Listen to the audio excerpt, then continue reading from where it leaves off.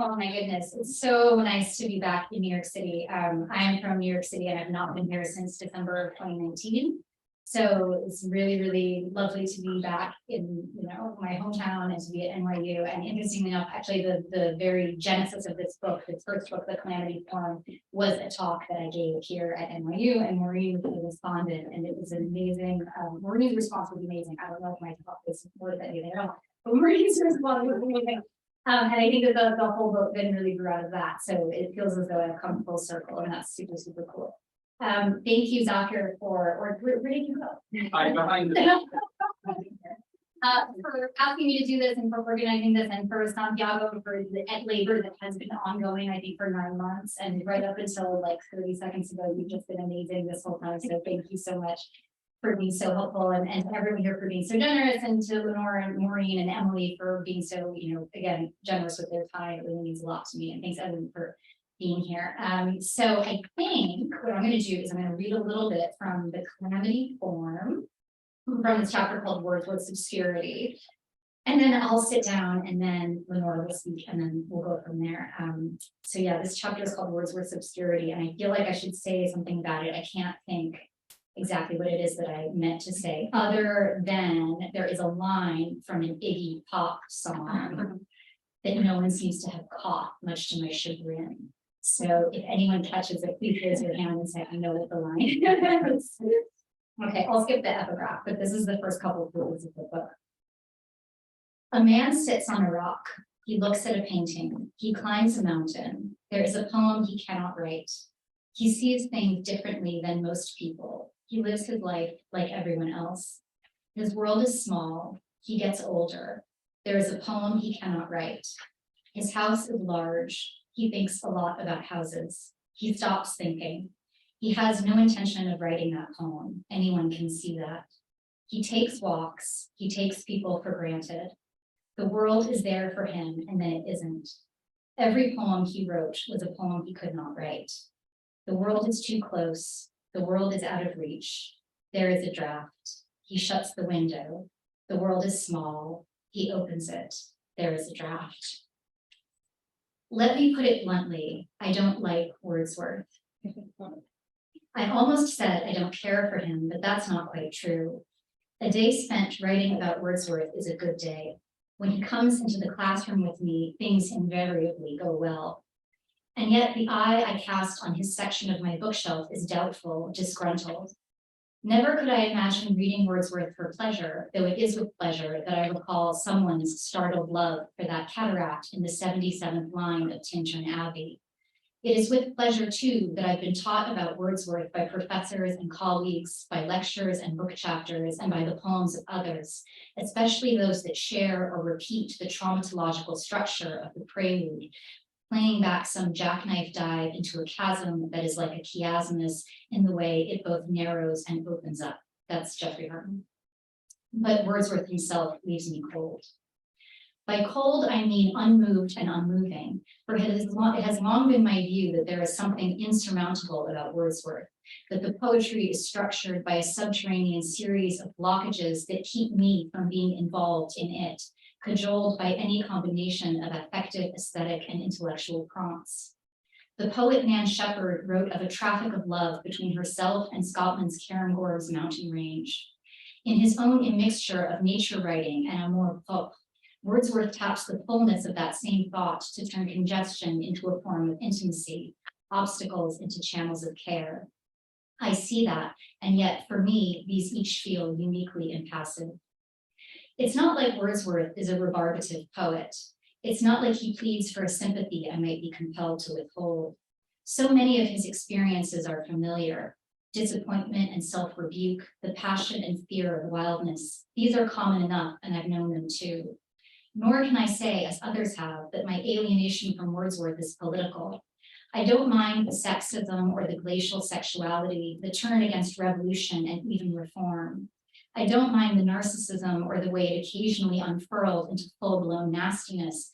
And like Hazlitt, I'm unfazed by the hebetude of Wordsworth's intellect and the meanness of his subject, happy to accept both as the calling cards of avant-garde innovation. In short, it isn't about critique. It's about a numbness that jumpstarts irritation, an estrangement that cuts both ways. Why should Wordsworth fail me and I him? Recently, it was suggested to me that I don't understand Wordsworth because I'm not English.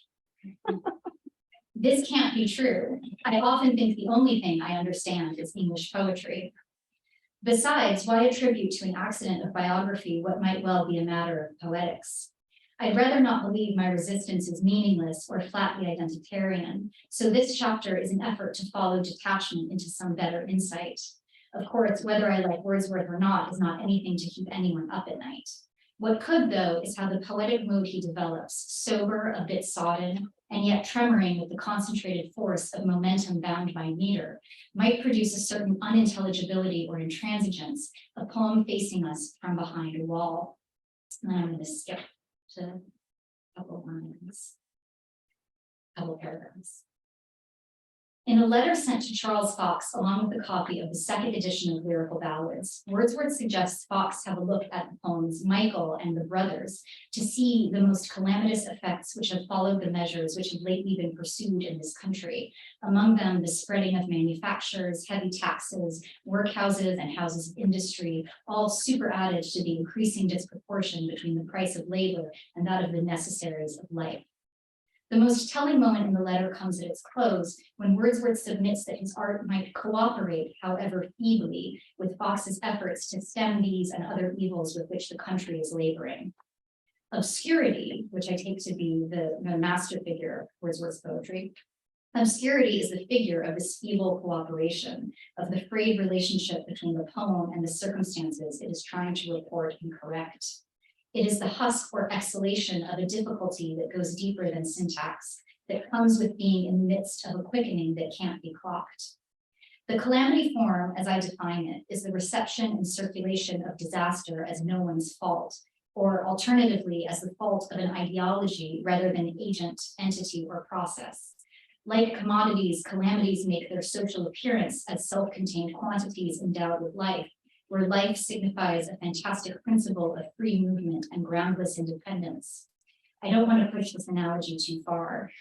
Still, with Wordsworth, we find that, lacking a theory of the commodity and any interest in producing one, the poet spends his time chronicling the obsolescence of diagnostic or otherwise informative histories in a world gone strangely fluid and flat. The reasons for that transformation are for Wordsworth poetically inarticulable. When they do not come, obscurity must. Obscurity, on my account, is the aesthetic token of a cognitive impasse, of the look and feel of not knowing how we got from point A to point B. This might seem like an odd way to characterize the work of a writer whose experiments in both lyric and epic registers have been so meaningful to historicist criticism. All the same, my feelings might be summed up from this line from the third book of the longer prelude: we see but darkly even when we look behind us. Obscurity is proper to this dark scene, a style of apprehension quite unlike the blindness that the poem so often uses to signal the turmoil of childhood, of being a person among other people, of nature and its indifference to us. No vehicle of the sublime or the transcendence it teases, and yet unmistakably present in the poetry itself. Obscurity becomes an empirical anchor to a present that defies empirical evaluation, at least of the kind Wordsworth himself can imagine or bear. And let's see, I think that's where I'll stop for now, and I'll just take what more.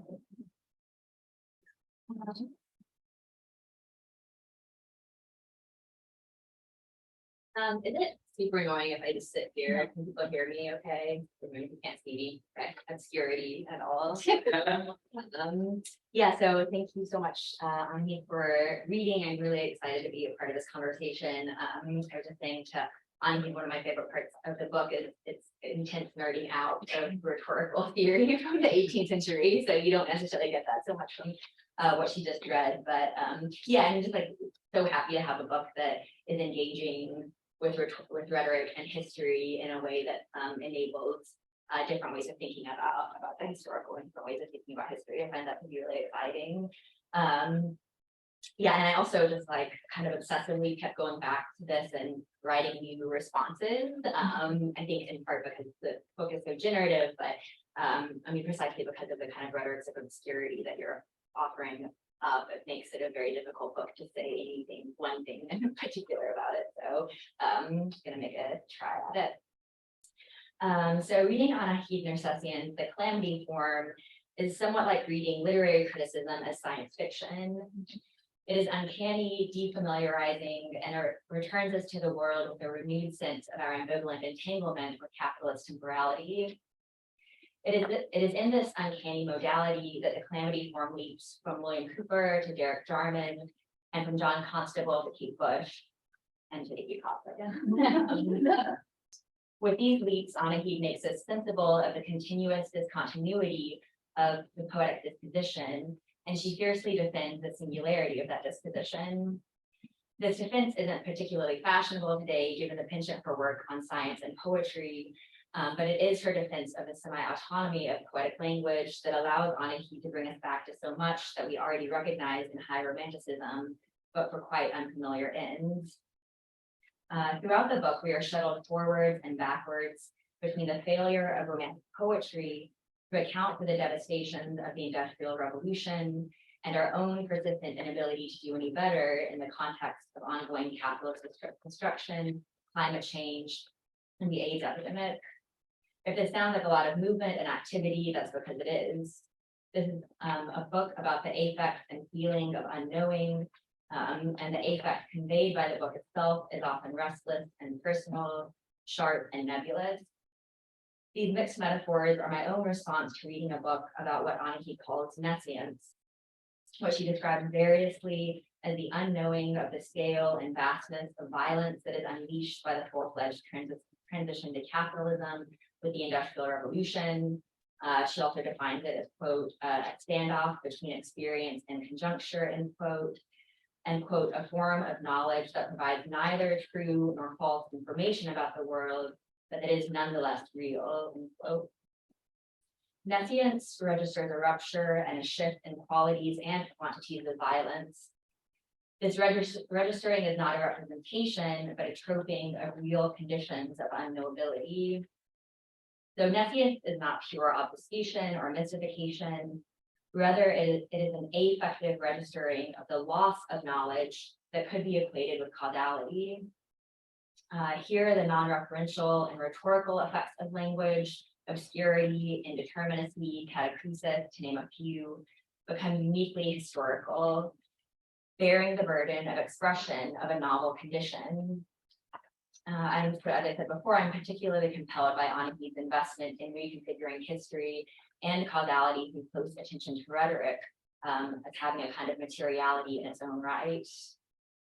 For the rest of my time, though, I want to ask about the oscillations in the book between the more minimal and circumscribed claims that are made about mainstream romantic poetry and what appear to me to be more generalizing claims about non-referential language and the collective condition of nescience.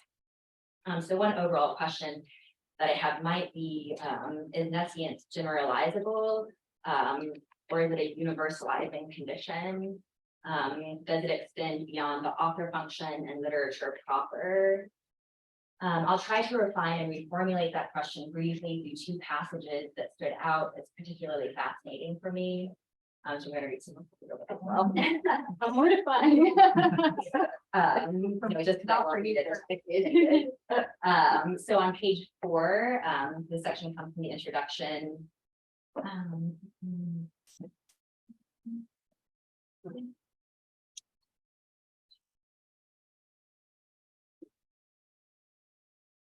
wait. Sorry, I should have transcribed this out. Oh yeah, okay. The second paragraph. Oh no, I'll start actually a little bit before that. To feel but not to get, to undergo but not to understand. This is the etiology of trauma and of the traumatic historical event. Nescience captures not just its rational, but also its affective dimension. It is, you might say, Calamity's unique structure of feeling. Here is where it gets tricky. The Calamity Form in this book is both the Industrial Revolution and a poetics awkwardly responsive to or cooperative with it, working alongside but not necessarily in cahoots.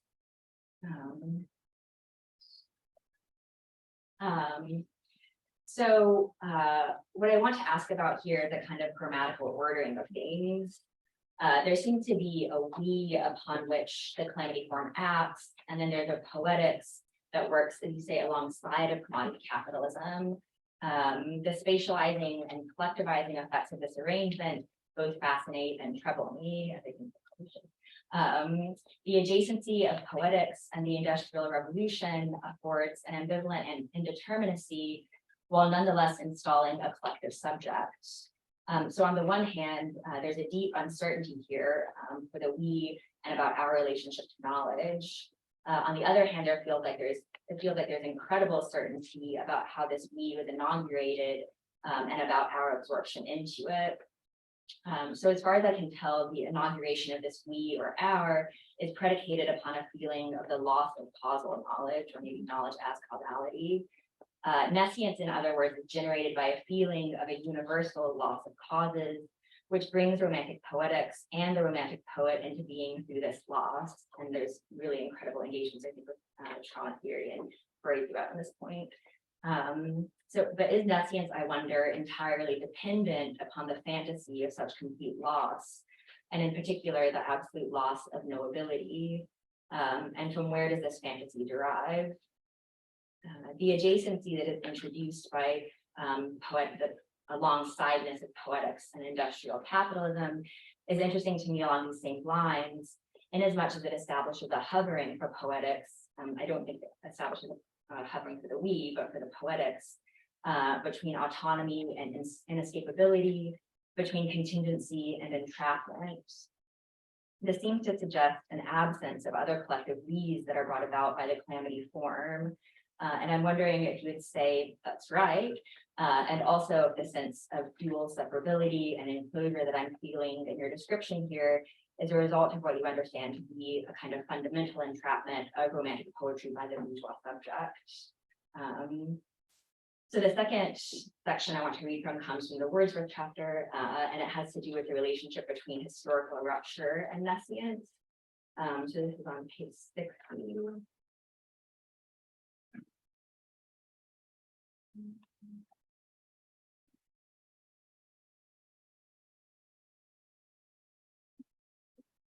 Yeah, this also is the second paragraph. Trauma may be universal. Oh, sorry, as Jeffrey Hartman makes clear, this hiatus, or rather its poetic representation, is a form of traumatic knowledge, the barely tolerable wage of an experience that bypasses perception and consciousness and is recollected only through its perpetual troping. Trauma may be universal, but Hartman notes the originary context of trauma theory, whose rise in the 20th century intimates our sense that violence is coming ever nearer, like a storm that may have already moved into the core of our being. The reality of violence, he continues, not simply as external fate, but intrinsic to the psychological development of the human species, is the fateful question posed by Freud in the closing pages of Civilization and its Discontents.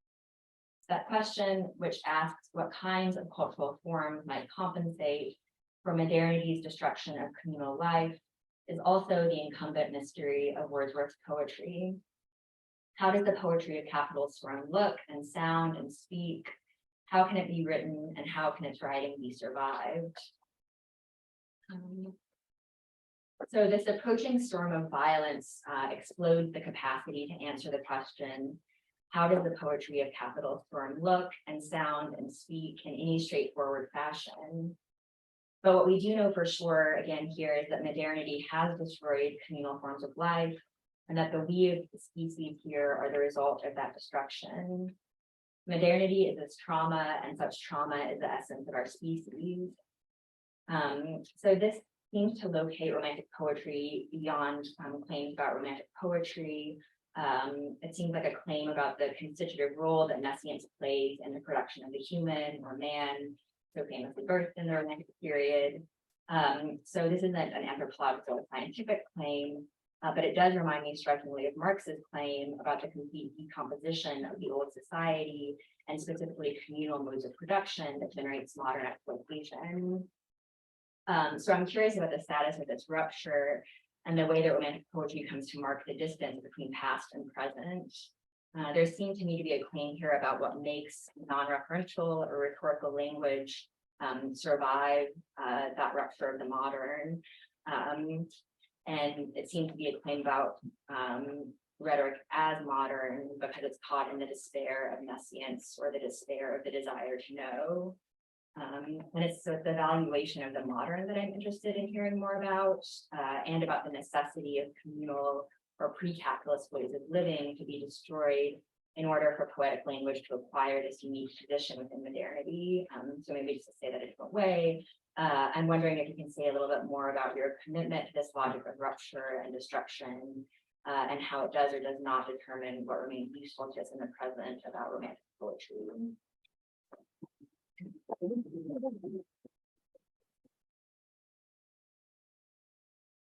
I read again. And then, Do you want to read again? Or do you want Emily, what are you, MC? Should I read again, or should we talk about this book? Maybe I should read again, you should go, and we should talk about all both of the books together. Okay, does that make sense? That makes sense. Okay. Thank you, Lenora. That was amazing. It's great when brilliant people talk about your work and make you sound smarter than you. I think this reading will be a little bit longer in some sense simply because I will read it faster. It's not as dense, but it's a little bit easier to follow. This is Keats' Odes. I can't show you the verso book. It's illegal for me to move. It actually is illegal. My editor told me. It's the UK and international edition of the book, and it is illegal for me to show it to you or market it in any way here. Because Chicago still owns the US copyright, and only Chicago, you can only see this version, which is my way of saying, everybody, please go out and get the verso edition of the book. That would be really awesome. It has a different cover. It has a very, very lurid picture, a statue of Keat and Psyche on the cover, and it's still hot pink, so there's still a set. And we can talk about the cover too. I sort of love talking about this cover, but okay, so I'm going to read a little bit from the introduction of this third book.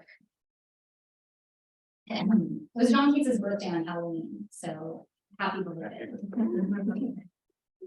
John Keats was born on October 31st, 1795, and he died of tuberculosis on February 23rd, 1821, aged 25.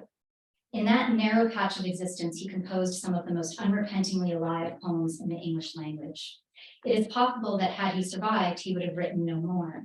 Quitting had always been an option, and he needed real money to support himself and his fiancée, Fanny Braun. It is also possible that he would have kept writing, and possible too that he would have burrowed even deeper into the broken heart of his century, which he knew was reordering time and space in answer to the demands of a new and rapacious economic system. George Bernard Shaw saw in Keats the makings of a full-blooded modern revolutionist, and if he didn't reach the barricades, he did belong on them, because there was nothing Keats loved more than us, those who know this is not all we are meant to be. His poetry is a record of that love and its wild, inconvenient expression. It is a lover's discourse, at once compassionate, exacting, indecent, and pure. This book collects 6 of Keats's poems known together as the Great Odes. I follow each ode with a short essay that is both critical and autobiographical, although the autobiographical dimension will not always be obvious. In that sense, the essays work like the odes. Odes, roughly speaking, are poems meant to celebrate something or someone, but because they are written from a place of emotional excess or ferment, it's easy for them to tip over into more private preoccupations. Thus, Percy Shelley's Ode to the West Wind, which connects the cycle of the seasons to the here, today, gone tomorrow movement of revolutionary struggle, also erupts into the furiously personal cri de coeur, I fall upon the thorns of life, I bleed. In writing about Keats's odes, I have tried to prop myself open to this same uneven traffic of literary and intimate concerns. This book, then, is a love story between me and Keats, and not just Keats. Keats himself was famously lovable, despite having been born, he said, into an unpromising morning. That sense of bleakness of having failed before he had begun dogged him. He was poor, he was short, 6 inches below average, and in ill health. Once he began publishing, his work was almost universally panned. He was temperamental, obsessive, and thin-skinned, and his childhood, which was traumatic, left him nervous, morbid, in the words of his brother George. All the same, he amassed a small army of devoted friends, one of whom called him the most lovable associate that ever lived in the tide of times. Of his death, or perhaps their relationship, Braun wrote, "I have not got over it and never shall." When I say this book is a love story, I mean it is about things that cannot be gotten over, like this world and some of the people in it. And so in order to understand the next section, we need to know that there is a story about Keats as a child trying to prevent his mother from leaving the house by brandishing a sword in front of her when he was 5 years old. In the thick of a colossal heartbreak, or else teetering on the lip of one, I went to see a witch. Someone had brandished forgiveness in front of me like baby Keats's sword, and I wanted to know how to answer. The question, I could tell, bored her. Frankly, it bored me, and we had bigger fish to fry. One of the first things she said was, "You spend a lot of time with dead people." I had never thought of it that way, but she's exactly right. I told her that yes, I think about dead people all day. I read what they've written and try to understand what they've meant. Then I stand in front of teenagers and offer up intimate details about their lives, their exercise routines and puerperal fevers, the children and ideals they tried to hold on to and those they cast aside. I explain how close they came to imagining communism, mostly as an excuse to drill into my students what communism is. The land belongs to no one and the fruits belong to all. Sylvain Maréchal, 1796. If I'm being completely honest, I do feel sometimes that they are in the room with me, and I tell the witch that lately one of them has a presence that feels very angry, as if he has taken a side in the matter of the heartbreak, and it is not mine. The witch is skeptical. "I don't know what to tell you about that," she says, "but you need to be more careful with spirits." Keats, too, spent a lot of time with dead people, as a medical student dissecting cadavers and, like me, in his head. He had a feeling he was being watched by Shakespeare. To his friend Benjamin Hayden, he caught to having notions of a good genius presiding over him, then asked with his usual blend of diffidence and bravado, "Is it too daring to fancy Shakespeare this presider?" If I've had similar notions of Keats, I have no idea why he might preside over me. I've never had literary ambitions. In college, the only people who called themselves poets were wealthy, freckled New Englanders who dressed as puns for Halloween. I threw in my lot with the art majors, soft-spoken lefties, and kids in bands, was stoned all day and spent weekend mornings in a friend's attic room where we tried to wrap our heads around Althusser and Fanon. There was a group of us who identified, though we'd never say so out loud, as critics, people who know what words mean. To this day, I don't like being called a writer, even in the indirect context of a compliment like, "You're a good writer." I don't like the compliment either. In grad school, I learned that good writer was a synonym for con artist. No one laughs. Are there any graduate students? That may be a Chicago thing, but it's a very Chicago thing. We can talk about that. If Keats is presiding over me, I guess he has his reasons. He's been doing it for a long time. One day when I must have been around 11, I pulled a book called Love's Aspects down from my parents' shelf. Edited by Jean Garay, it promised to be a collection of the world's great love poems, but inside were also Keats's letters to Braun. Not poems at all, but in their naked sense of direction, irreducibly epistolary documents. Once I learned what happened to these two young people, I felt personally cheated by the tragedy. I wanted more of them both, including or maybe especially Braun, whose voice is almost absent from the historical record. I promptly read all the Keats I could find, including the great mid-century biographies by Eileen Ward, Robert Giddings, Walter Jackson Bate, and from here, it was an easy glide to Shelley, Byron, Coleridge, even Wordsworth, the awful man who had insulted Keats at a dinner party by calling Endymion a very pretty piece of paganism. What a joke.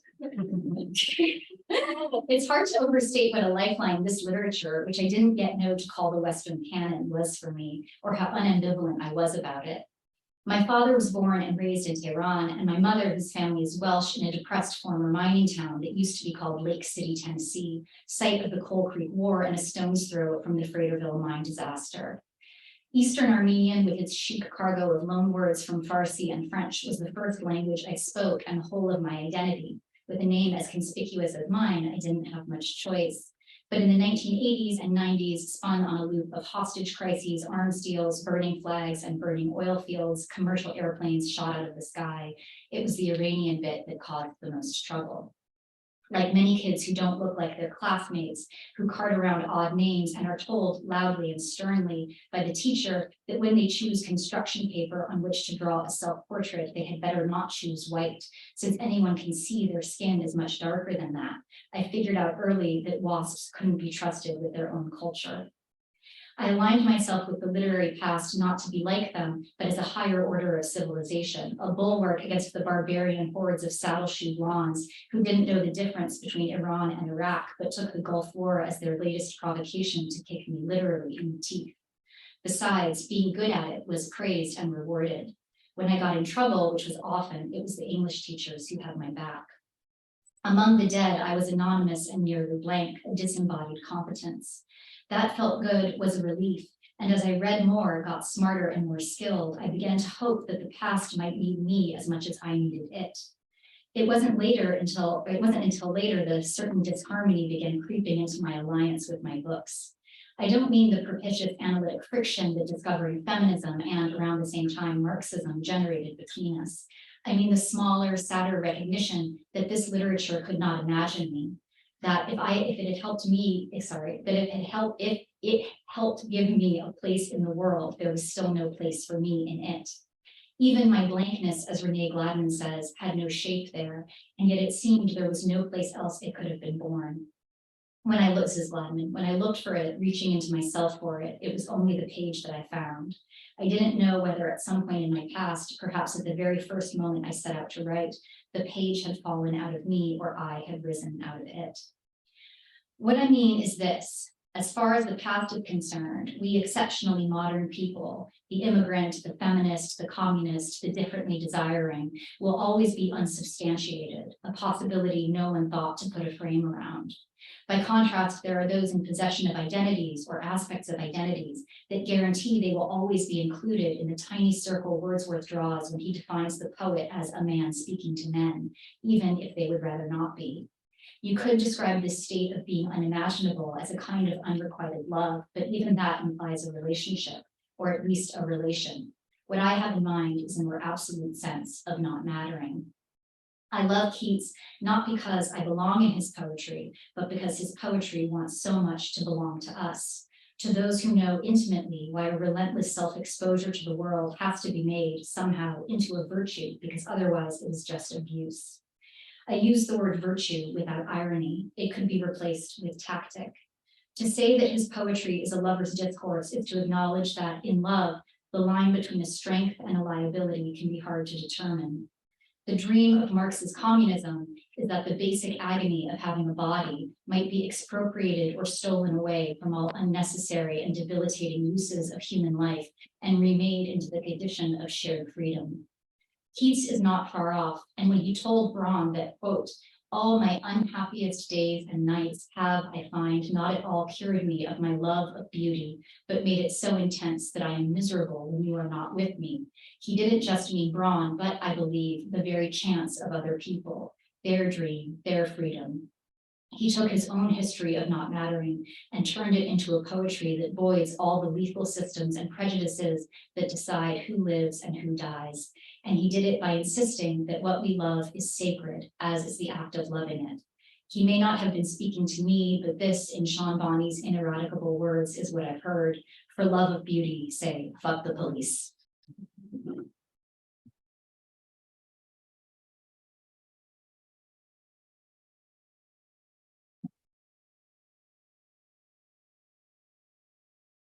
I'll begin in my response to this marvelous and in all sense of marvel book. I begin with a quotation from a poet, a recent interview. I was a lot younger and involved in working out a marriage prospect for my own development as a family person, which was fraught with emotional risks and complexities. I was not very good at the emotional life of personal relations. I was clumsy and inexperienced and fumbling much of the time. A typical piece of ridiculous, gawky intellectualism. You suppose that being in love would be a joyous and exciting and liberating experience. I found it exceptionally demanding. I couldn't make it work well. The exceptional demands of being in love, the demands of sensuousness, the countervailing wish for what Keats called the feel of not to feel it, poetry as a lover's discourse. Here we have Jeremy Prynne reflecting recently on his first book, and here too we have Anahid Nersessian's Keats. Keats's Odes, a lover's discourse, is an intense, dazzling, original, idiosyncratic, but also welcoming and certainly welcome book. Offering trenchant, sometimes breathtaking readings of Keats's Odes, and sometimes often polemical, Nersessian writes en route and necessarily of love, politics, world-making, and self-experience. This is impassioned work, truly in Keats's spirit, though not uncritically beholden. Each chapter creates its own collage horizon of reference, or rather its own constellation. Each chapter takes wing from an ode, constellated variously with other poems by Keats, but also Pasolini, Diane de Prima, Alice Notley, in conversation with books, for example, by Barbara Browning, paintings, Severance of Keats, most notably, in conversation with movies, psychoanalytic concepts. Many a poet has written with or under the sign of Keats, among them Jane Kenyon, Joshua Beckman, D.A. Powell, and his amazing trilogy, Lunch, Tea, and Cocktails, or Graham Faust's recent book, Nightingaleishness.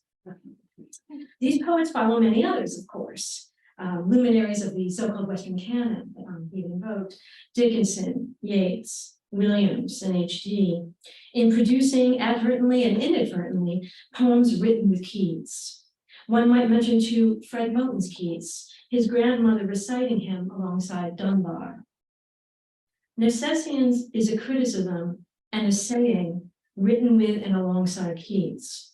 What we encounter here is not quite the embarrassing and embarrassed Keats of Christopher Ricks, or the angelic, doomed, sublimely self-fashioning lyric genius of Helen Vendler, or the class-thwarted masturbatory maker of Marjorie Levinson's Keats' Life of Allegory, though this book knows them all. We now have Nersessian's Keats. Keats gives us, as Anahid writes, desire as duress, embodiment as ordeal. As she writes in the Calamity Form, and is everywhere underlined in this book, Keats's Odes, quote, Keats's poetry, both mature and immature, major and minor, virtuosic and baldly imaginative, aspires to emancipate the senses. And here, Anahid undertakes a persistent, dazzling, and wholly persuasive transformation and transvaluation of Keats's infamous sensuousness, and often derided sensuousness. And she does this via a Marxian discourse on the senses and on the pathos of embodiment. As she writes, quote, if the task of Marx's critique of political economy is to locate the cause of that pain, the pain of the world, the pain of capitalism, the task of Keats's poetry is to make it unforgettable. So this book is both intimate and intriguingly impersonal, impassioned and dispassionate. It is provocative in the best sense. One is invited, beckoned, positioned as a reader here, which is exciting, if also very rarely vexing. I will say I had, on first reading, and I've had the great pleasure of reading this book a few times now. It's, as Anahid says of Keats, it is unrepentingly alive as a book. And I had some resistance at first to what I took as the full-out radical proto-communist Keats she presents as a kind of wished-for Keats. It seemed to me as Shelley-ish Keats was happening here, kind of red Keats, or some version of a transformative proto-Marxist poet. And this is not also Shelley either. But Nersessian art is arguing something much subtler than those critics who want to align with Keats as a semi-working class left-wing poet hero against aristocratic, soi-disant radicals. She sometimes illuminates Keats's overt political commitments, for example, in her reading of Isabella, and also in her chapter on the Indolence Ode. Elsewhere and more decisively, she finds through and in Keats a utopia of negation that holds open the place of that other, better world of sensuous freedom and community. That vision is for Nersessian incarnated in Keats via love, most astoundingly in the Ode to Psyche, but also in the Ode to Autumn as well. On love in Keats's Poetics, quote from Anahid's book, love makes a good subject for this kind of writing, a writing born of empathy, kind of an especially extravagant kind, he writes. For one thing, love is a paradigmatic case of negative capability. You have absorbed me, Keats wrote to Fanny Brawne. I have a sensation at the present moment as though I was dissolving. For another, it is as good a name for any for the wish not to lose what the conditions of our lives demand to be lost to us. You could call that our humanity if, like Marx, you were willing to define human nature as communal nature. You could call it freedom if, like Keats, you were willing to define freedom as vulnerability, an absolute openness to the annihilation of self, hence this passage. Now, regarding this horizon of self-annihilation that Anahid keeps showing Keats figuring, Nersessian directs us to what we might call the utopian, a horizon of a utopian sex-gender system, particularly in the Ode to Psyche. And here we get a vision not only of self-annihilation, but possibly of gender under erasure. In the Ode to Psyche, we have a poem she writes, rich in utopian impulses, including the near total erasure of gender itself. There is alone masculine possessive in the 23rd line, is Psyche true? But the lovers are otherwise afloat in a euphoria of third-person plurals. They lay calm breathing, their arms, their pinions, their lips. Now, on this question of love and loving the world, Anahid juxtaposes Keats and Diana de Prima. And maybe Diana de Prima teaches us a little bit better if I'm understanding Anahid's writing here. Here's how de Prima inches past Keats, Anahid writes, as far as loving the world goes. Whereas Keats makes us sit in the discomfort of our own receptivity to beauty, the beauty of nature and of his poem. De Prima reminds us that we have to live for something and then orders us to do it and to do it with each other. And on this love for the world and on holding a space for another better world, here Anahid's Keats and Keats's Anahid remind me of Fred Moten and Stefano Harney's notion in the Undercommons, as they write, like Deleuze, I believe in the world and I want to be in it. I want to be in it all the way to the end of it because I believe in another world in the world and I want to be in that. One might consider Anahid's Keats's Odes perhaps to be her truant book, if we have in mind Adam Phillips, psychoanalyst Adam Phillips' version of truancy. Truanting, he writes, has something utopian about it. Not truanting something unduly stoical or defeated. The truant mind matters because it is the part of ourselves that always wants something better. And it always needs to come up against resistance to ensure that the something better is real, not merely a fantasy. So I am remembering Keats and I am remembering Anahid Nersessian's Keats. I remember Keats's voice in my head. I remember Keats did build a fane in some untrodden region of my mind. I remember Keats's Psyche and his Ode to Psyche. I remember the soul. I remember Eric Hobsbawm, his magisterial Age of Revolution. There had never been a period for young artists, living or dying, like the Romantic. I remember Keats composting himself. To die by requiem, become a sod. I remember seasons. I remember the sedges withered from the lake. I remember Keats making music with and out of birds, the redbreast's whistle, the swallow's twitter, the nightingale's full-throated ease. Is there a full-throated ease, and for whom? Nersessian's book and Nersessian's Keats asked this. And I remember that I had questions for Anahid. I remember that Lauren Berlant wrote in her essay, Love, a Queer Feeling, love is the commodity form of subjectivity. Is it fair to say that your Keats puts pressure on that? Is love a paradigmatic case of negative capability? How so? Could one say more? What is the relationship of negative capability, as Nersessian understands it, to nescience? I'm wondering what more Anahid might be able to say tonight about Keatsian indifference, which she tracks Keats trying on and trying out in his Ode to Indifference. He also accuses Fanny Braun of indifference. What of this indifference versus a more positively valued blankness? And perhaps relatedly, I'd love to hear more on Anahid's thoughts about her relation to psychoanalysis as hermeneutic, as discourse on love, its impossibility and necessity. And I remember that I wanted to ask other questions about sensuousness versus the feel of not to feel it, about anesthesia and anesthetics, about the use and abuse of Keats for and by love, for and by utopia, for and by Marx.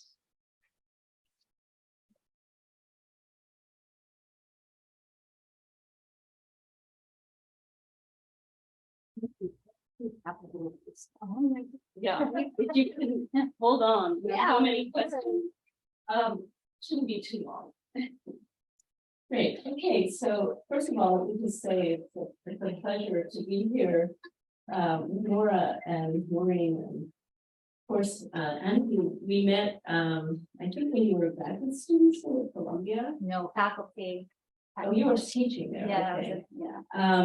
Sorry about that. And it was one of those Columbia literary seminars, and I was delighted also to follow her wonderful first book on political romanticism called Utopia Limited. More recently, I plunged into the Calamity Form, reading parts of it with students from the Complex Pro Seminar in a session devoted to affect theory and the foregrounding of affect in the work of a group of critics that includes, as was mentioned here, Eve Kosofsky, Cedric, and Lauren Berlin, both of whom died far too young, left a huge footprint on the landscape of literary and queer theory. Anahid, I would say, carries their torch. Like them, her critical writing is hypersensitive, alive to the power of words and sentences to explode the self-fulfilling prophecies of critical schools. Sorry, it's kind of emotional, of critical schools and tendencies. Like them, she refuses to disassociate the writer from the work. And like them, she examines the pleasure and pain of love and masochism and the paradoxes of sexual freedom, as when she writes, you could call it freedom if, like Keats, you were willing to define freedom as vulnerability and absolute openness to the annihilation of self. Maureen just read that. And she says further that an ode by Keats is, quote, an anchorage for big feelings in their sheer ungovernability. They test what it might be like to be really free. Like Cedric and Berlin, Anahid is artful in interrupting grooved thought processes, repositioning truisms and observations about Keats's Ode to Autumn.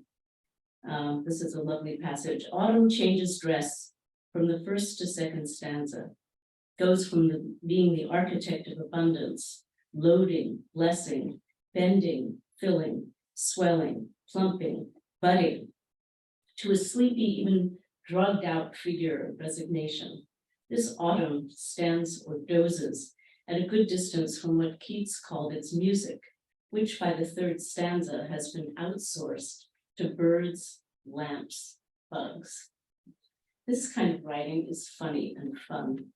On top of it all, Anahid deftly, if controversially, mixes literary analysis with firsthand, rather soul-bearing accounts from her own intimate archive, taking down her own critical pretensions in the process.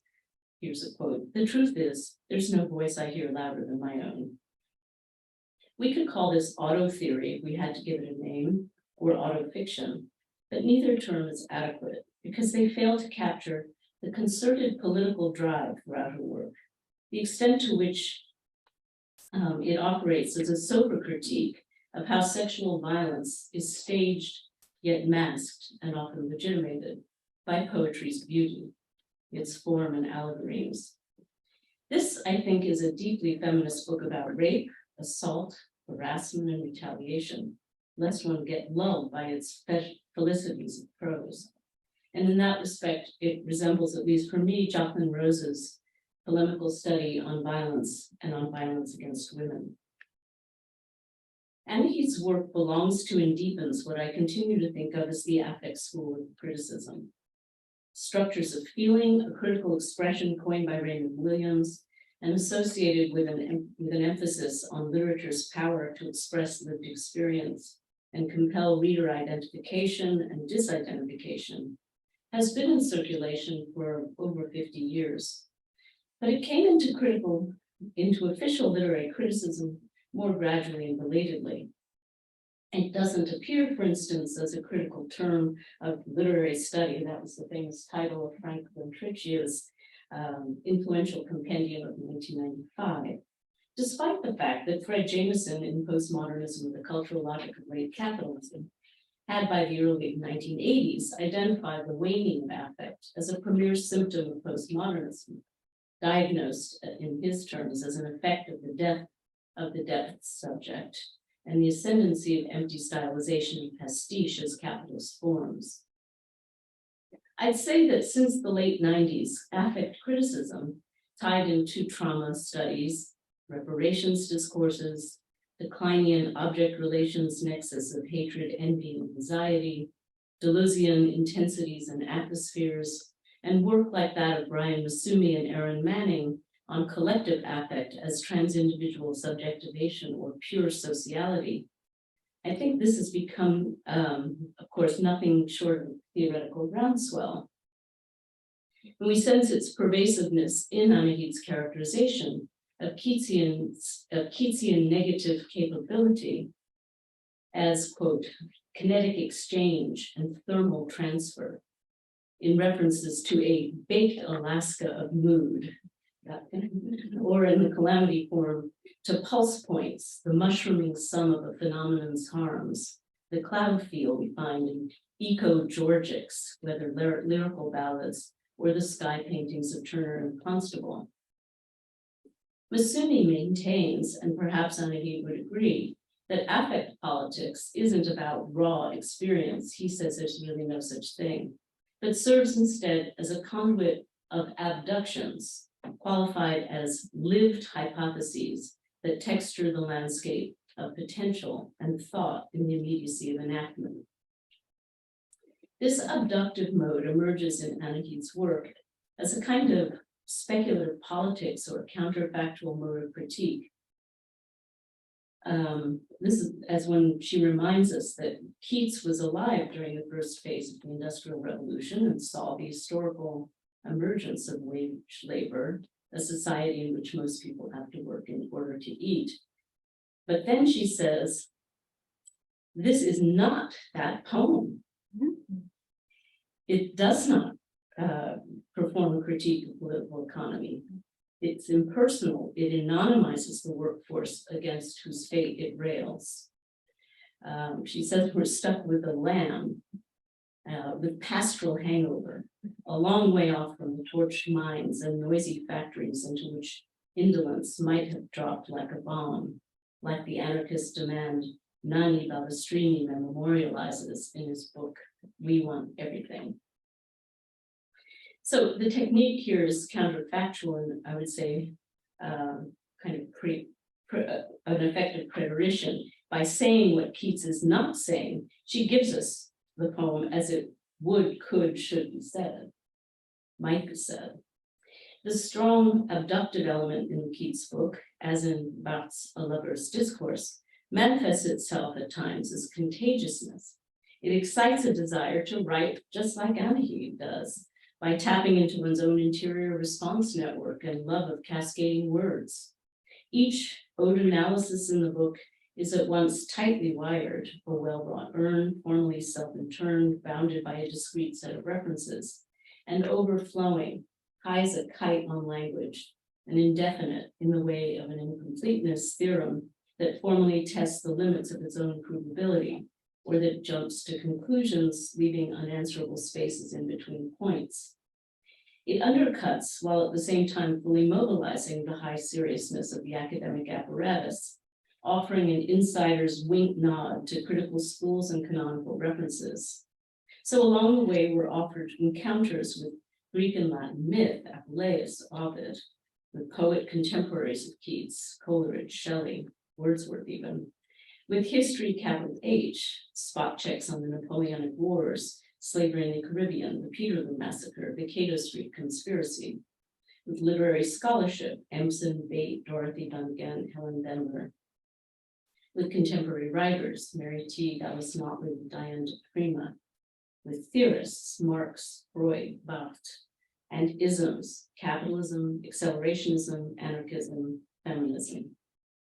Keeping all this in check is the consistent unpacking of how a Keatsian character hypothetically thinks and feels. And here's an example. Maybe Psyche didn't care if her lover was a monster. Maybe she had things to say that couldn't be said in the dark and was tired of speaking like someone who does not want to be heard. Keats is on her side.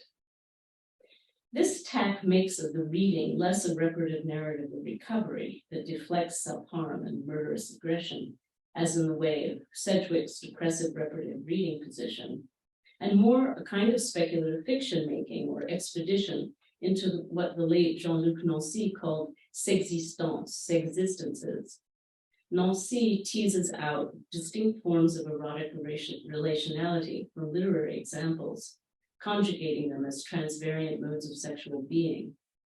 Anahid will track how gender annulment can produce plural life within the singular, beyond pronominal parsing. She notes two creatures couched side by side, but not the same. I'll conclude by posing as a question the idea that affect theory is especially compelling and appealing today because it offers a refuge at the current state of impasse. In its attunement to solidarity movements of anti-fascism, abolitionism, living wage labor actions, decolonialism, and gender affirmative civil rights, in its promise of a future ode to joy, it strikes me as not only inviting, but also a logical place to turn at a political moment, rife with feral online threats, partisan triggering, and the inconsolable loss of real sociality. Thank you.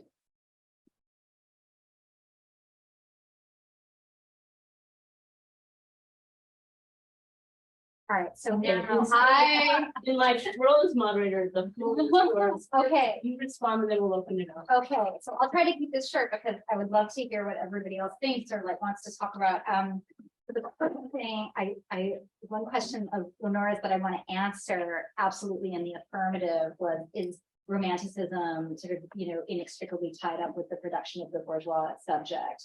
And I think the answer to that is yes. If we think of Romanticism in a very particular way, the way that I would describe Romanticism, and this is the work of the Calamity Form, if we think of Romanticism as a certain kind of cultural response to the catastrophe of capital in the late 18th century, that specifically stages its inability to explain that catastrophe. You work on Jean Clair, among other people, but you work on Jean Clair. But Jean Clair is a romantic poet in the historical sense, but not in that particular cultural sense. And in the book, there's a very, very brief discussion of a poem by Clair called The Fallen Elm, which is a rigorously explanatory poem and is, to me, representative of a poetic tradition very, very distinct from the poetic tradition of somebody like Wordsworth.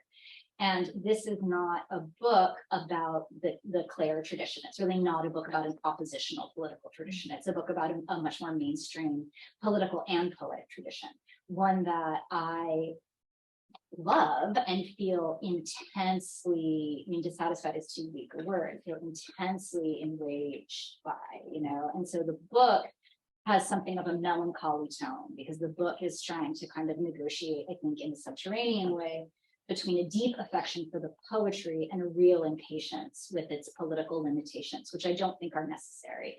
So, I'm not one of those people who would say, well, they could only have the thought that they had because other people had all sorts of other thoughts, and that's actually related to something I want to say about Marx and Keats. So that's the first thing I want to say. Yeah, to me, Romanticism, properly understood or understood in its sort of native form, is an expression of the bourgeois subject, and particularly to maybe put a little bit of nuance in that, particularly the bourgeois subject's own dissatisfaction with his incapacity to describe the situation around him. So for me, the paradigmatic figure of that dissatisfaction in the book is William Cooper. So if anybody knows Cooper's poem, The Task, it's this poem that articulates an incredible degree of personal and social suffering around various kinds of global moral calamity, you know, and yet sort of again stages its cognitive incapacity to take all of that in, and also its you know, it's sort of discomfort with the ease with which that can be forgotten. You know, sometimes I think a lot about how terrible things are in the world, but then I read my newspaper by the fireplace and I don't feel so bad anymore, and how horrific, you know. So that poem is really interesting to me for that reason. So that's the first thing I want to say. The other thing that I feel like I have to say, just because it was uncanny to hear you say something about the essence of man, is particularly in relation to the trauma passage, is the work that I'm doing now. And I always feel like when I say that, I call the evil eye upon myself, because now this work will never be done. Yeah. But the work that I'm doing now actually is on species being and the history of this species being concept. And it was sort of an amazing, I feel like this is your great gift in the world, is to see to the heart of what somebody is actually thinking about and working on, and to extract it in this really beautiful way. I am working now on the history of the species being concept, and I think that is an attempt to get out of the melancholy attitude towards poetry, politics, literary criticism, historicism that you see manifested in this book, you know, and we can talk more about that if you want. But so that was uncanny. So thank you for that. And yeah, I mean, trauma theory is really, really important to that book. I had this sort of like hilarious moment, which I'm sure everyone has had here, where somebody who wrote something about the book was very affronted that I don't cite Jeffrey Hartman in the book. And as you see, I cite Jeffrey Hartman on like every 7th page. So it's one of those amazing moments. I mean, we've all had that moment, right? Whether it's with your like you know, reader two or someone on your committee, you think that's how far you read, or you know, whatever. But so the book is very, very, very much written under the sign of Hartman's work, and is in some ways a kind of, I hesitate to say like, you know, homage to Jeffrey Hartman, but he's probably the person who's influenced me the most certainly on Wordsworth, you know. And there's a moment it's not in the essay on nescience, which is called I think traumatic knowledge and literary knowledge or something like that.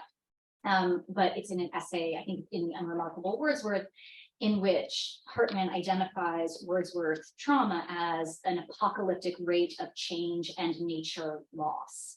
And the change there is really funny, you know, because presumably it stands in for something like the disruption of hitherto existing social relations in the late 18th century. But he doesn't give it that name. He gives it the name of change, which is a really interesting catachresis, if you like. And so I'm kind of fascinated by that. But you know, I think anytime you think you've had a thought about Wordsworth, you can read Jeffrey Hartman and realize, indeed, I know Hartman was there before you. So yeah, I think trauma is really, really important to the book, and a really interesting and generative way for thinking about these poets and their relationship to their own insufficiency. So what I was going to say about Keats and Marx is there are some people, probably not many of the people in this room, although if you are this person, please feel free to express that, and you know, we won't get angry at you or anything. There are people who read this book and were just infuriated about the suggestion that there could be any dialogue between Keats and Marx.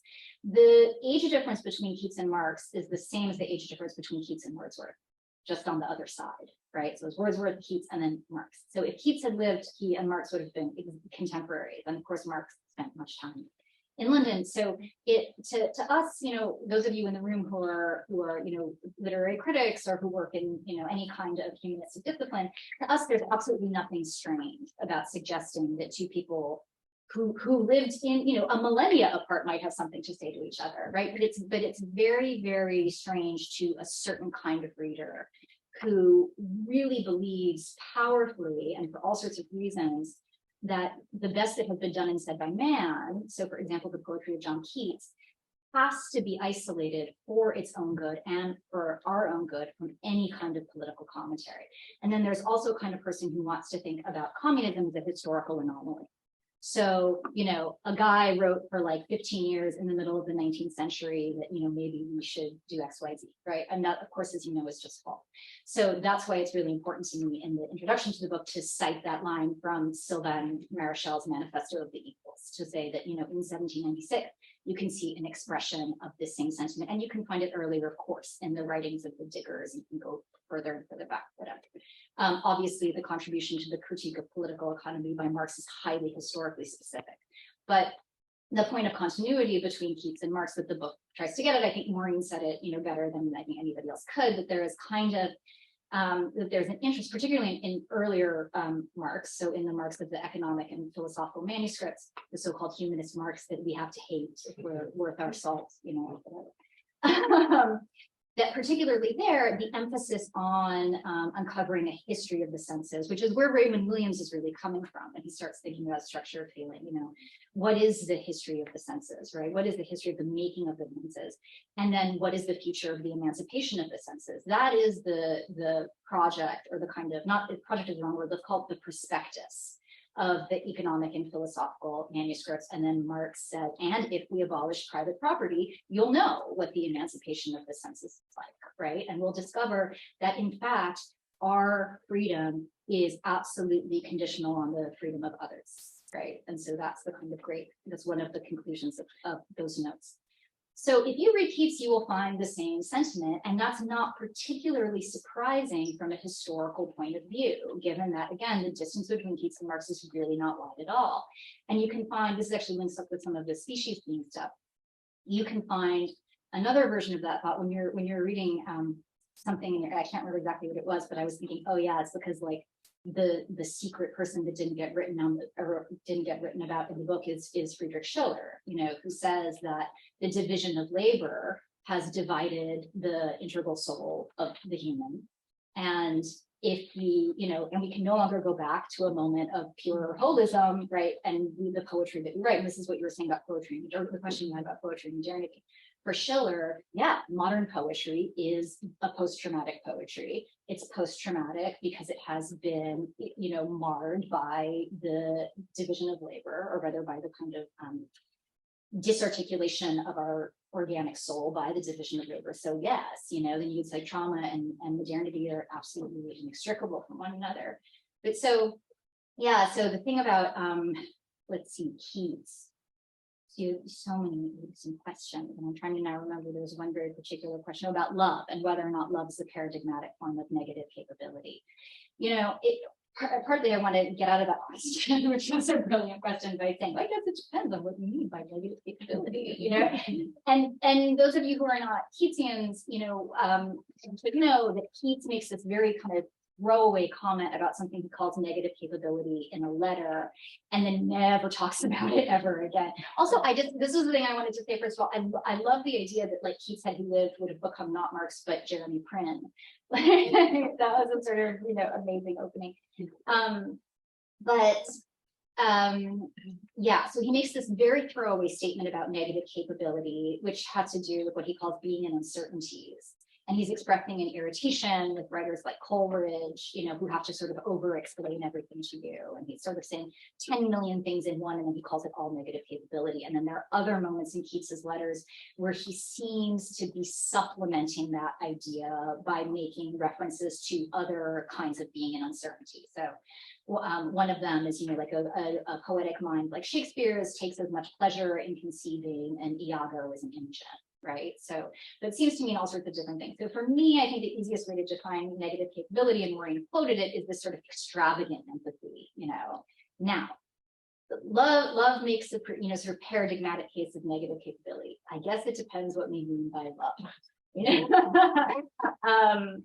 And the way that question is sort of like not answered, but maybe answered through an example, is the reference to this thing that Keats said to Fanny Braun about you've absorbed me. So we might say, and if you read Keats's letters to Fanny Braun, you too might think, well, this is not a healthy relationship.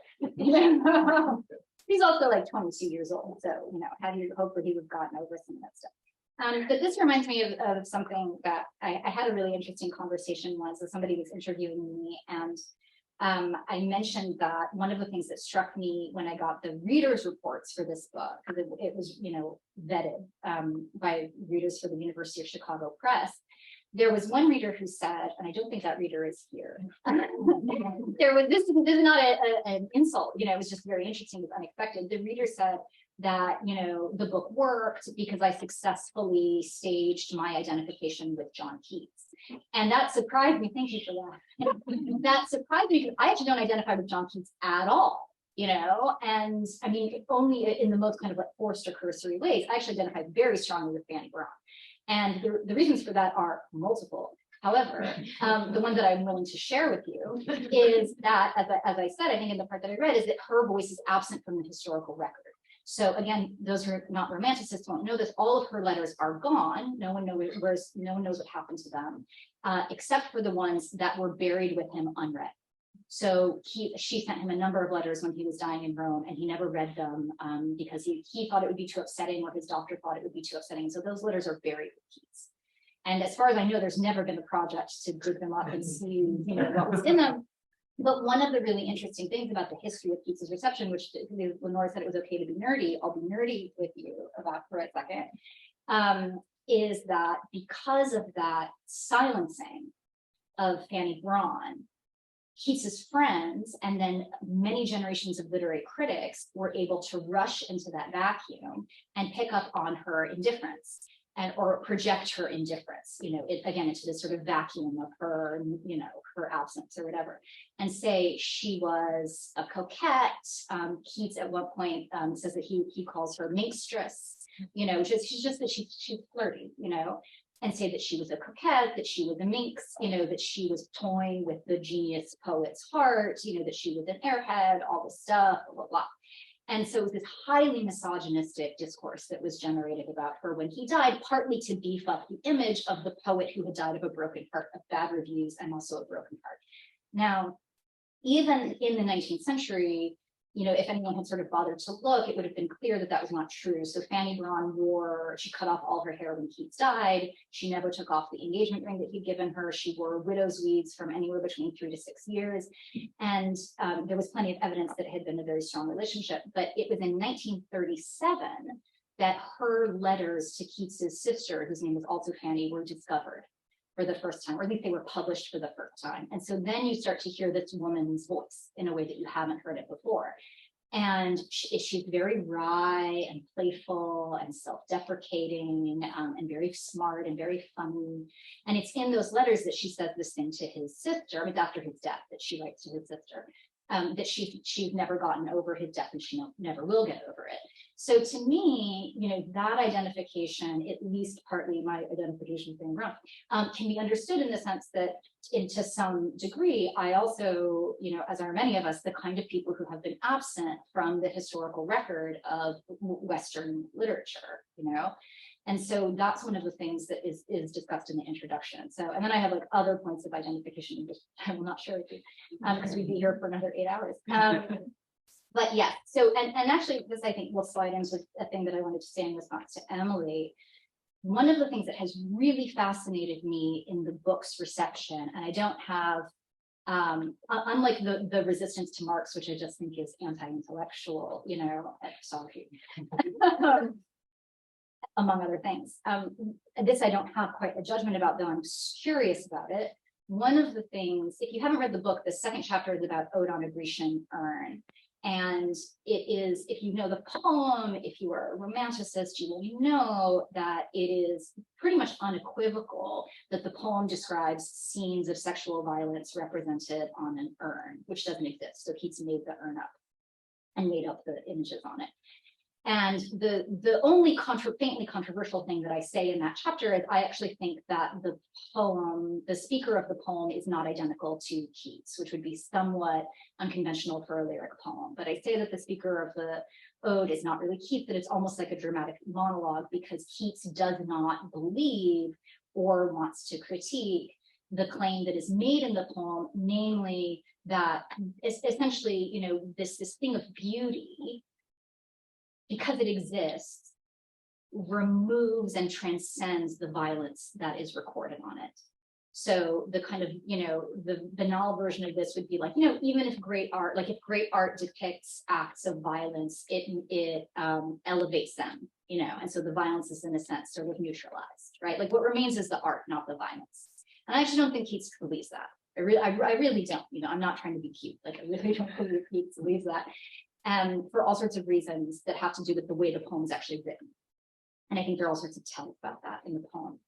But the idea that the poem is about sexual violence is not at all controversial. So Harold Bloom, not necessarily one of the great exemplars of feminist criticism, says very explicitly, the second stanza describes a protracted rape. It's like, that is what it describes. That's correct.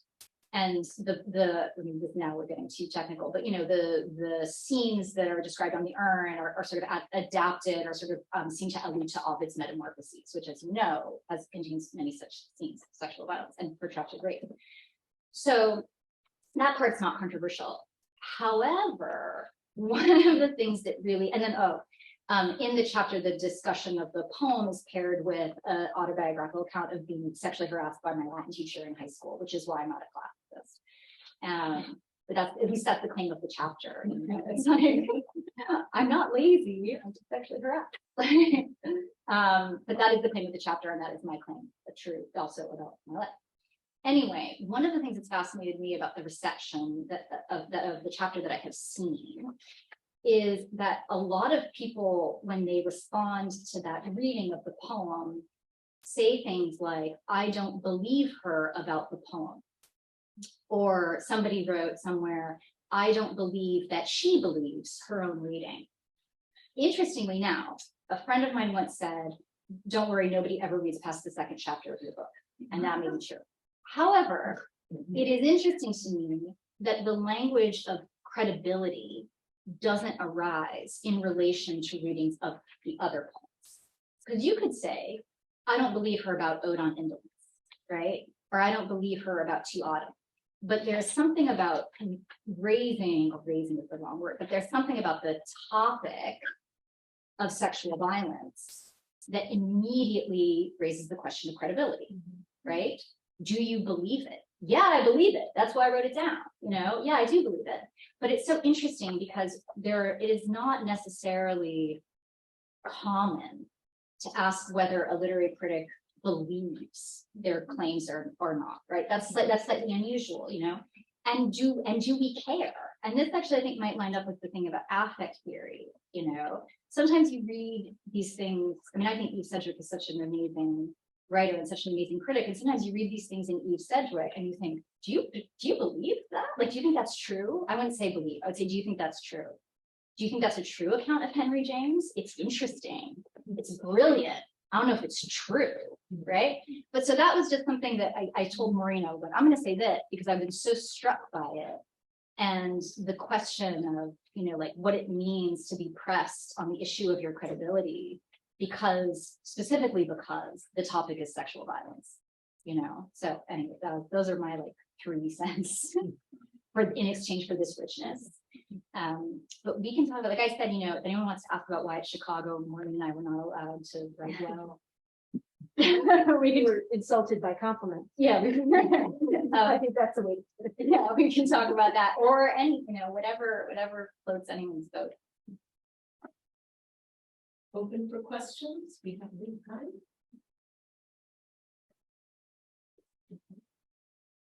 Talk about the pink cover. Oh, the pink cover. I fought very hard for this cover. Does anybody know a book by the artist David Batchelor called Chromophobia? It's a brilliant book, and it is this color, and it's a book that I read in college, and it's, it's sort of, as you might imagine, it's a book about the fear of color in contemporary art, and like the ways in which minimalism in particular, right, like leaches color out of everything, and so everything is the color of cement, or everything is the color of sand, or whatever. And so I just had it. It's a very beautiful book, and it's this color, although it has a multicolored image at its center. And so I showed this to the designers, and I said, I want my book to be this color, because as Batchelor points out, throughout history, kind of excess of color has been associated with an excess of personhood, And so I liked the idea of it being, sort of like in your face, girly pink, without being, like a kind of delicate pink, and that it was kind of almost fluorescent, because I wanted the book to appear slightly aggressive. That was kind of that was important to me in its presentation. So That's why it's so painful. What about the texture? The feel of it is a little odd. It does, I had nothing to do, I can't take credit for the texture, but yeah, no, it has that almost sort of suede Yeah. feel to it. Yeah, I don't know if the Verso one will have that. I have to find, I haven't gotten it yet. Yeah, Jonathan. I was struck by in the reading of the introduction to the Keats Odes book about and then impromptu comments you made about your relationship to the Romantics as representative of sort of the Western literary tradition as one of discomfort and not feeling addressed and being left out. And thinking about that historically in terms of the history of literary criticism, that's something of a flip. When you think of critics like Hartman, Bloom, Wasserman, Abrams, all those mid-century Jews who valued the Romantics precisely because they weren't T.S. Eliot or John Donne and these figures who made them feel quite uncomfortable, but because they were outsiders themselves. I'm wondering just, I mean, if you can reflect sort of historically about that kind of wrinkle and flip in history of literary criticism, it seems to be kind of interesting. Yeah, I hadn't thought about that at all. That's so interesting. I mean, I guess the only thing that one of the things to say in response is like, you know, and yet still, as Wordsworth says, man speaking to men, yeah. Right? And men, you know, so there's still that sense of exclusion, you know, I think baked in there.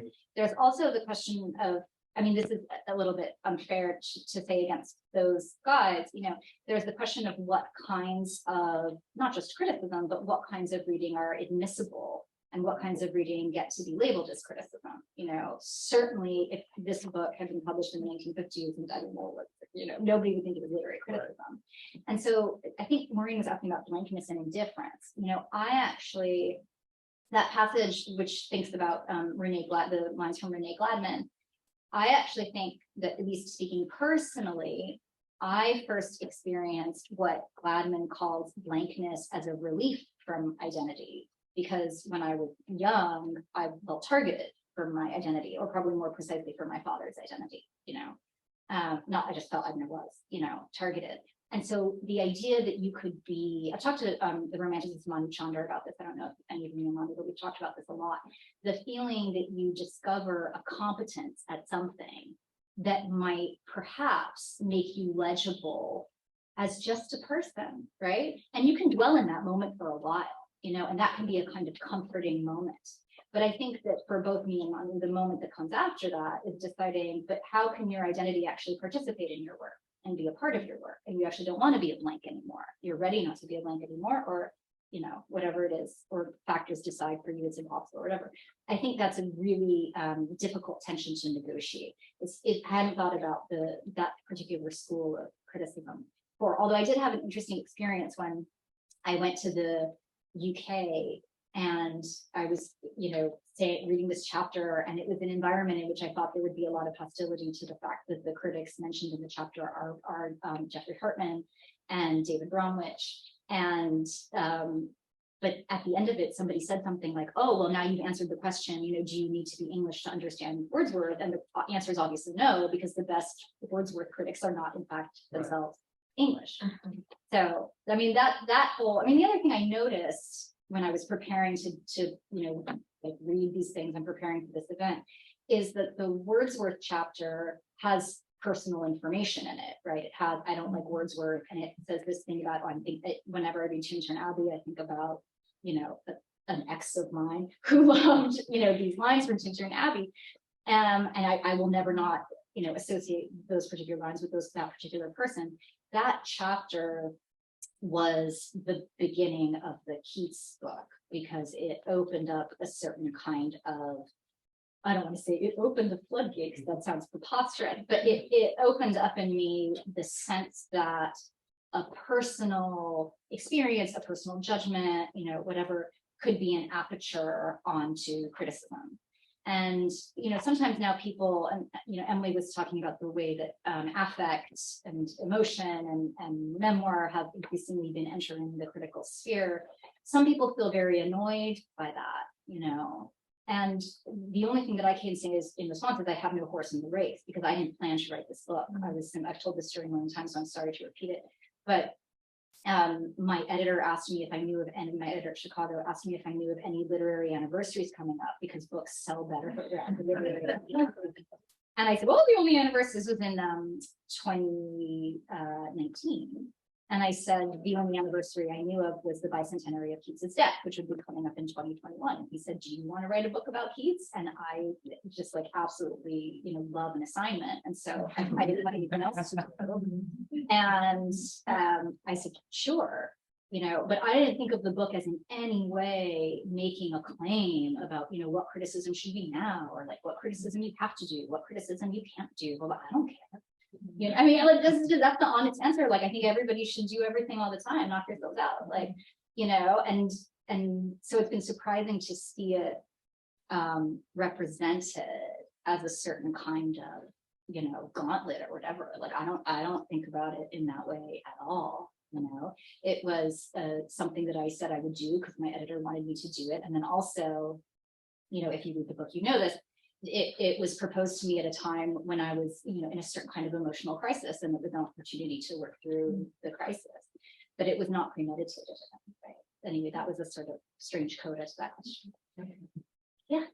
So that sort of implied that the autobiographical elements of the criticism are in some ways clarifying and lend a sort of transparency to the reading. But I wonder if it isn't also a form of that you encounter a form of nescience within your own understanding of yourself, and that your own relationship to these experiences you had is also sort of, in a Wordsworthian sense, struggling with the ability to fully identify with your own history.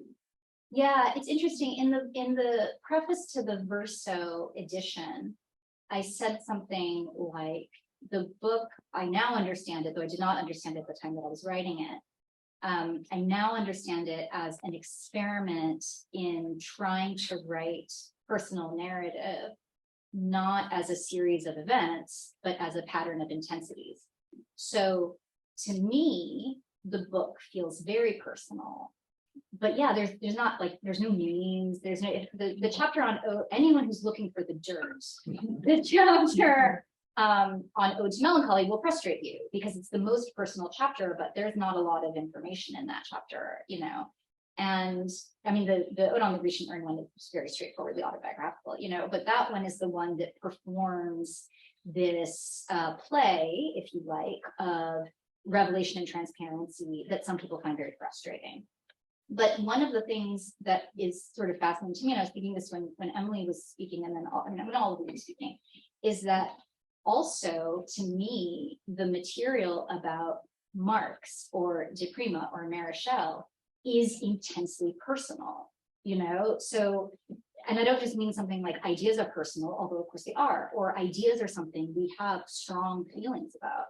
But those kinds of commitments, when you say things like, we're not supposed to live like this, right? That's something that I'm as passionate about as I've been passionate about the people that I've been in a relationship with, seriously, And so it's partly fascinating to see that in a way not be intelligible to people, or to see people put an opposition between the political material, or even just the sort of, the literary material and the personal, and say, oh, there's too much of one, there's not enough of the other. And it's like, it's all personal, it's all intimate, One of the songs that I listen to a lot, I'm a like total Philistine. I do not listen to any classical music when I write, and God bless all of you who do. I'm not that person, because like, I was listening to John Cage or stuff. More power to you, I'm just like dumber than that. But I do often get into a groove with one particular song for a chapter or whatever, and there is a line from the Mos Def song Champion Requiem, which some of you may know, in which Mos Def says, my work is personal, I'm a working person, and I've often thought of that in relationship to how the personal is represented here, but do I not know myself? 100%, although there is something, the writer Sarah Viren, some of you may know, came and spoke at my university and said something that I thought was so powerful.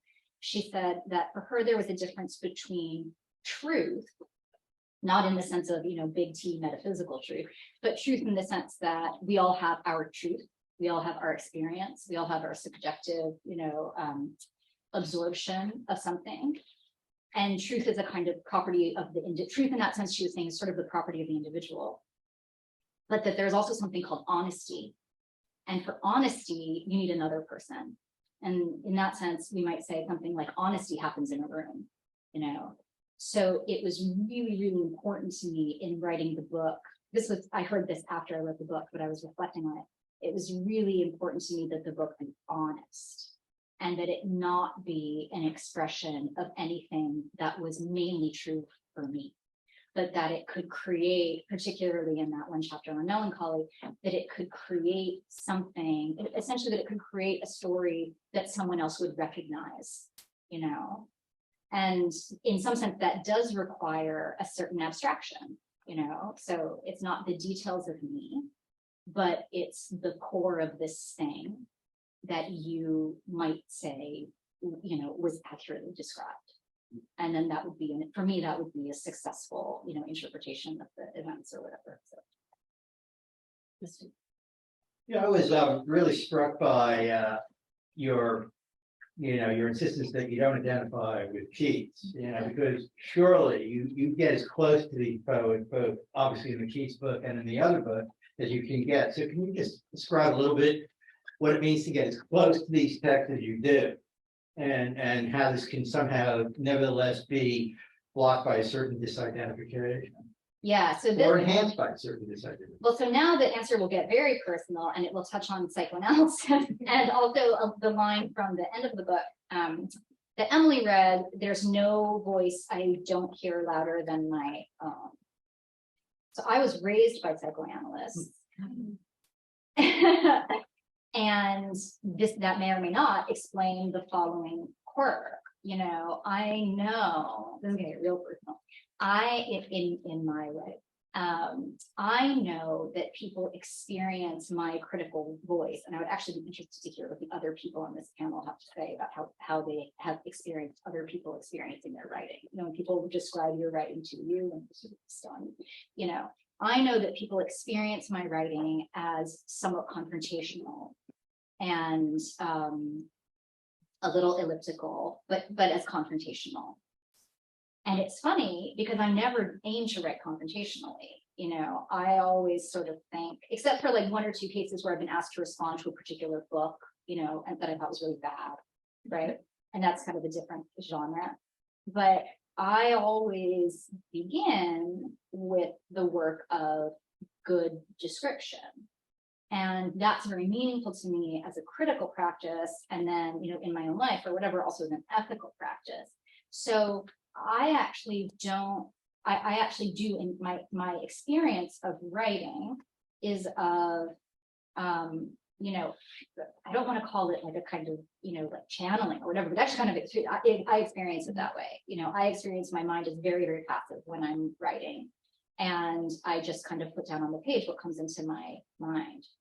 So it's always interesting to me when people think of it as sort of combative or provocative, because I don't mean it to be that way at all. I just kind of describe what I think is going on.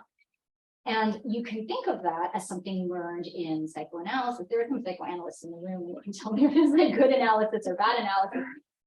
You know, but if you've ever been in a therapeutic situation, and it doesn't have to be analysis, where you've had the magic of somebody re-describing something to you, and you realize what it is, what a gift it is to be listened to really intently by somebody, right?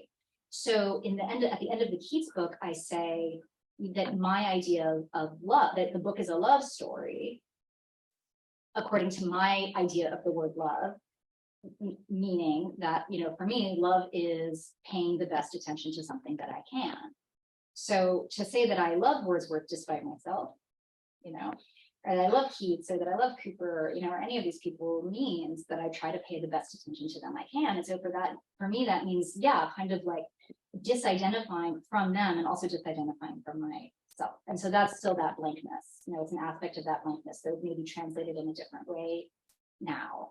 And I have been thinking lately about that posture, particularly in the classroom, and the extent to which that might read or might have the effect of a certain kind of passivity.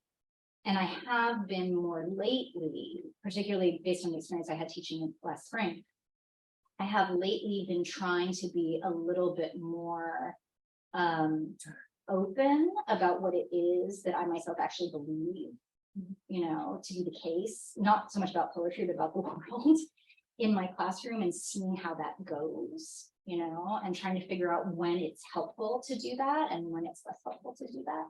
But so that's what I would say. Thank you so much for this. This question is a little wacky, so please feel free to ignore it. It occurred to me tonight, listening to the other speakers. I want to ask you if you're obsessed with negation. Because I'm just thinking like utopia and no place, and not knowing, not mattering, not as events, but in entities, no voice. And so I just wanted to know what's going on with Nersessian negation. And I think everyone wants to know what species being is up to, and if that fits in this arc. Yeah. Oh, I actually, the way that I would answer you, that was so perfect, because what I would say is, I think probably I am obsessed with negation, partly because if one were to say something really, let me say something really self-critical and really self-skeptical, it's really easy to be smart about negation. And I mean that both on every level, it's really easy to be smart about negation. You can look at a poem like Ode on a Nightingale and notice that there's one negation after another in the poem. And once you notice that, a reading of the poem automatically presents itself, And then to go back to the chromophobia minimalism thing, minimalism is also an art, an aesthetics of negation, and it's very powerful when you encounter it the first time, or maybe it's very powerful when you encounter it over and over and over again.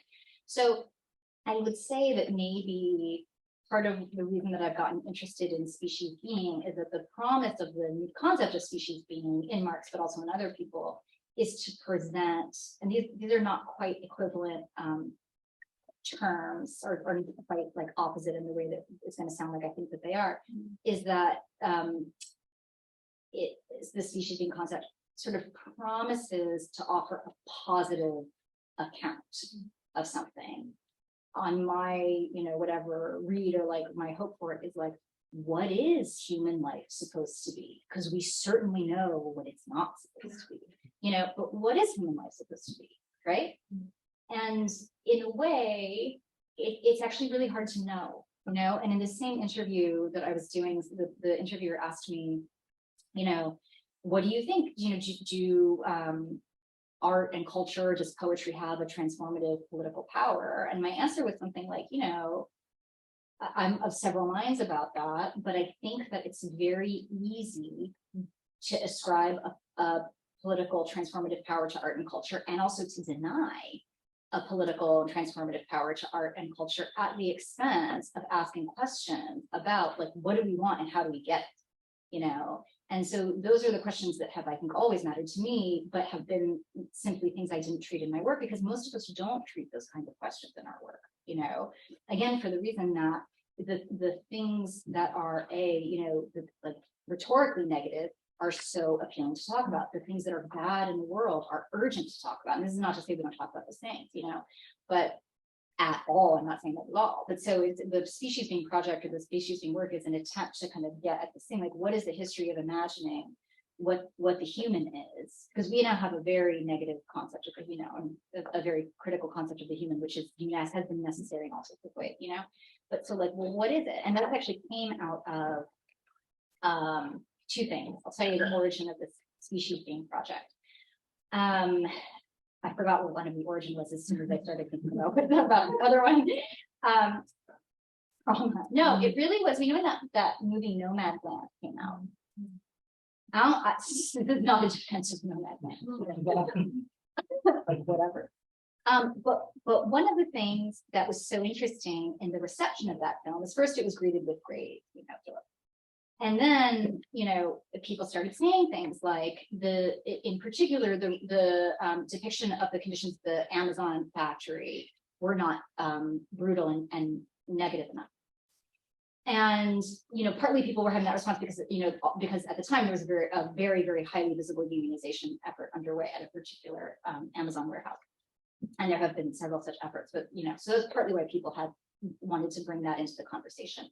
But if you've seen the movie, and again, I'm not saying this is not in defense of the movie at all. If you've seen the movie, and you see this depiction of the Amazon warehouse, and it's people working at 2 o'clock in the morning, putting shit in boxes so they can eat, you know. How can any culture look at that and say, oh yeah, that's okay, you know? And what kind of culture then has to hesitate and say, you know what, unless I really see the working class brutalized with their limbs amputated or whatever, my morality is not satisfied, you know? Like, your morality should be outraged by what you see, you know? And we don't need to have pornography or whatever, you know, to say, oh yeah, now it's really bad. Are you fucking kidding me? It's really bad, right? I'm not telling you that, I know you. But that then kind of got me thinking about, like, well, but why don't we have more of a collective language to say, you know, this is not how human beings are meant to live, right? So I'm not going to solve that problem in like my, you know, 30-page article in Speech to Speech. I'm not going to solve that problem, but I am interested in thinking about it, and I'm interested in thinking about why or how that, you know, why it's so important to Marx to begin there, essentially, and to think from there. So yeah, I wish I could tell you what the other origin point was, but that was the one that came to mind. You may be tired.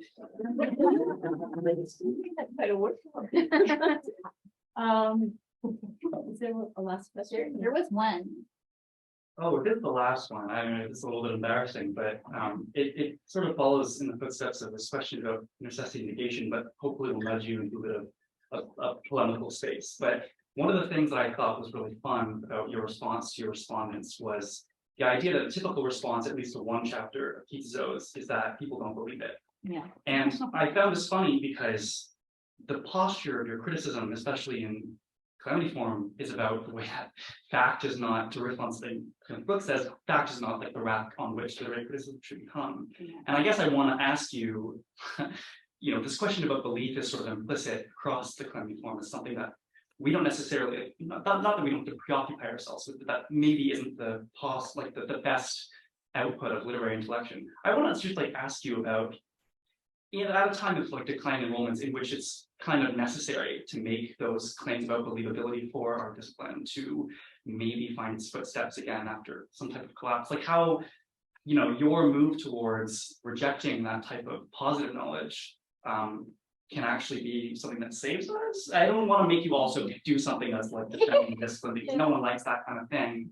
But it's something that I'm, you know, thinking about a lot, especially because I find negation in the way that you're flexing it to be quite a useful way of talking about, you know, things that we can't understand and maybe shouldn't have to, at least in sort of positive knowledge way. But It's really interesting. You know, I had a conversation recently with someone I know who has begun teaching at a military academy.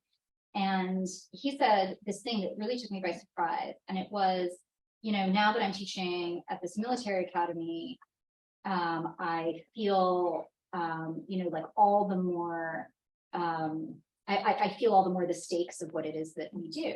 And I said, why? Because you have like, you think it might make a difference to people who are going to kill other people if they've read the Iliad or they've read, you know, Billy Budd, or they're like, is that what you mean? Because I thought that's what was meant, you know, and that it would be, you know, among other things, you know, an occasion to ask questions like, what is justice, you know, or like what, you know, what do these big things mean? And his response was no, that he felt all the more committed to a pedagogy of what you're calling negation, and trying to persuade students that literature, culture, whatever, you know, was never meant to be mined for moral value. And I kind of surprised myself by having a very, shall we say, negative reaction to that, you know? And I thought, you can see that, you can think of it as a kind of post-structuralist claim, you know? And I kind of thought, because I, you know, in the Calamity Form, I say things like, you know, all these people who are looking to literature to solve the climate crisis are looking the wrong way, you know? And I still believe that 100%, you know? But I was surprised by how strong my negative reaction was, you know, because there's a time in my life that I would have felt like, yeah, you know, actually, I don't know if that's true, but I felt like I had to take it on. And so you know, I don't want to say, and we should all tell, you know, undergraduates that literature is full of morality, so we take our classes. Like, I don't want to say that at all.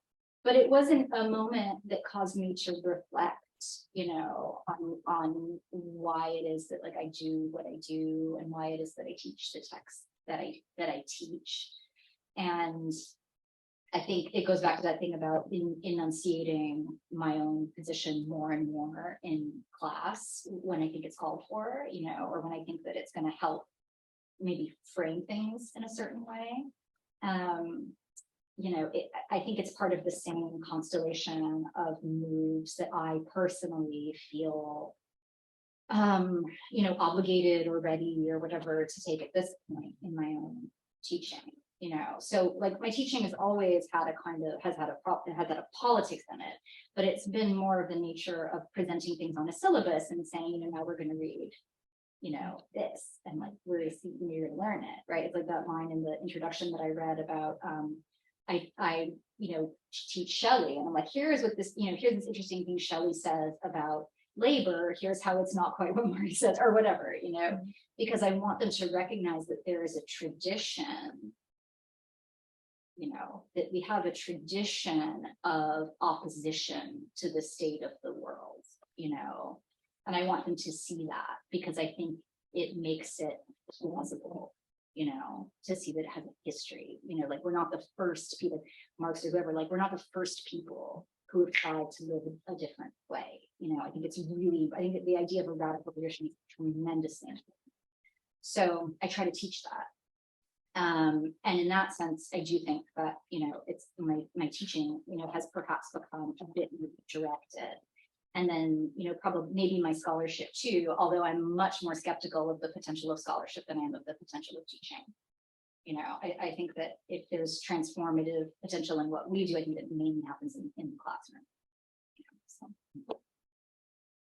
Thank you so much. All of this.